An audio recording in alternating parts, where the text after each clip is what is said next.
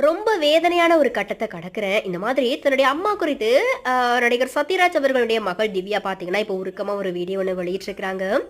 தமிழ் சினிமாவுல தவிர்க்க முடியாத நடிகரா நடிகர் சத்யராஜ் இருக்கிறாரு. இவருடைய மகள் திவ்யா பார்த்தீங்கன்னா, ஊட்டச்சத்து நிபுணரா இருந்துட்டு வராங்க. மகிழ்மதி அப்படிங்கிற இயக்கத்தின் மூலியமா கடந்த 4 வருடங்களாகவே தமிழ்நாட்டுல வறுமை கோட்டிற்கு கீழ் இருக்கிற மக்களுக்கு இலவசமா ஊட்டச்சத்து நிறைந்த உணவ வழங்கிட்டு வராங்க.